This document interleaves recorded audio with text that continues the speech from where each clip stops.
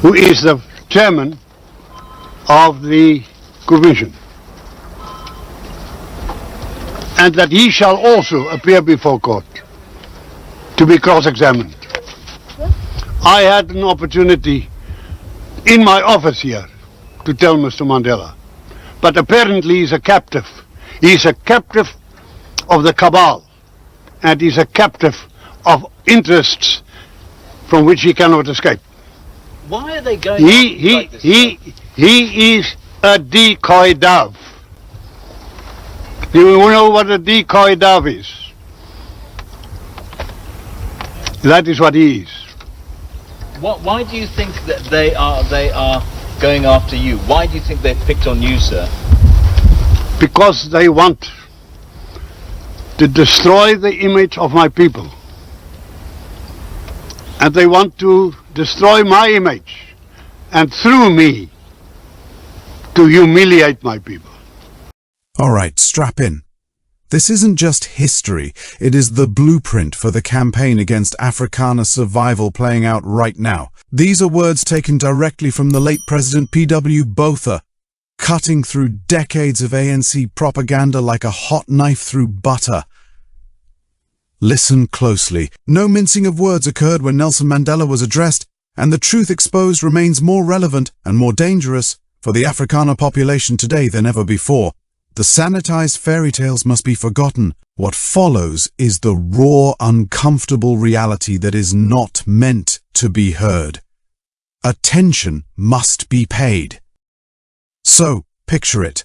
P.W. Botha, seated in power, lays it out plainly. An opportunity was taken to tell Mandela the truth face to face. But what was seen? Not a liberator celebrated by the world. A captive was seen, a captive of a cabal, a captive of interests from which escape was impossible. Let that sink in.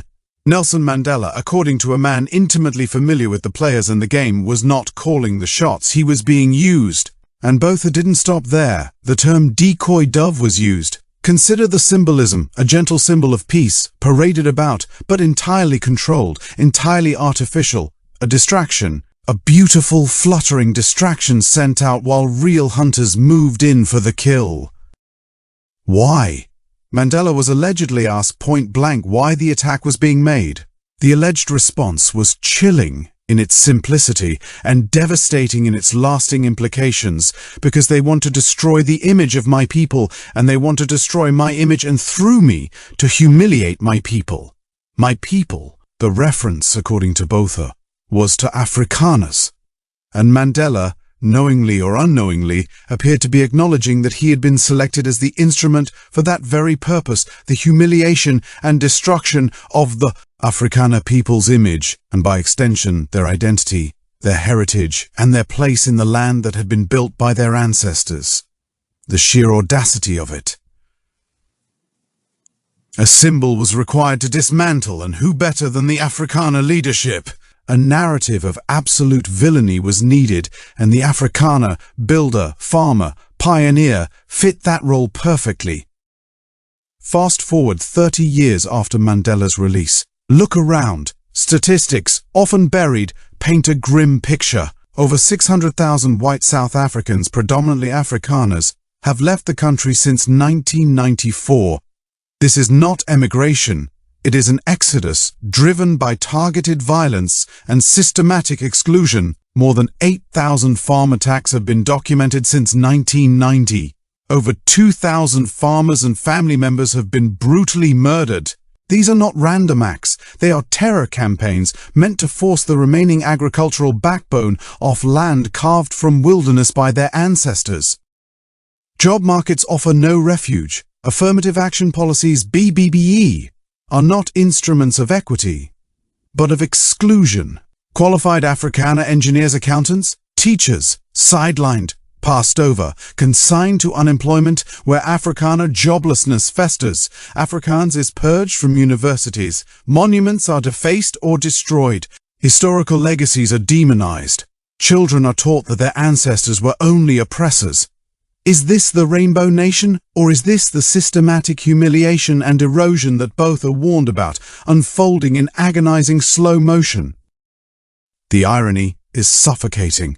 Mandela, the so-called decoy dove, is globally sanctified, his image polished to a gleaming symbol of reconciliation, while those, allegedly targeted by the very strategy he was part of, are systematically stripped of dignity, security, economic viability, and cultural identity. The cabal referenced by Botha?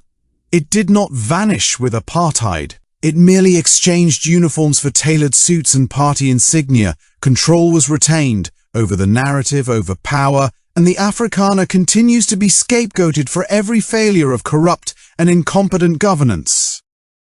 Fingers are pointed at white monopoly capital while state resources are looted.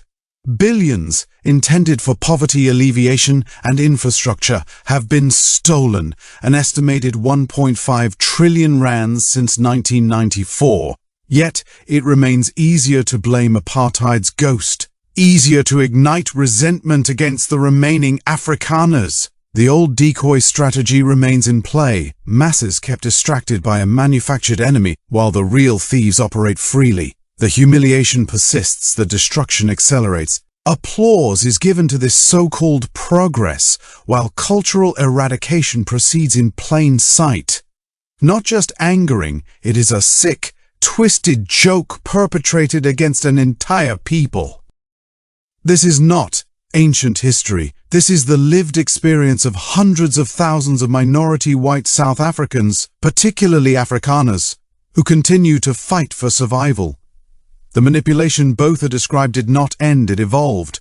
If this truth resonates, if it sparks recognition or outrage, then action is required.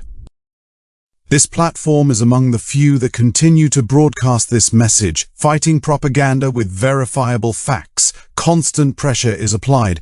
Membership via the Join button directly supports that effort. The Super Thanks button, if visible, offers another lifeline. Every contribution, dollar, euro, rand, sustains both research and reach. Videos should be watched fully, or at least through the first 30 seconds of ads. That ad revenue, however minor, remains essential. Subscribe, share videos widely, break the echo chamber, leave a comment to signal activity to algorithms, smash the like button, every action contributes. Silence and despair are being counted on by those in power. That expectation must be shattered. A stand must be taken. The time is now.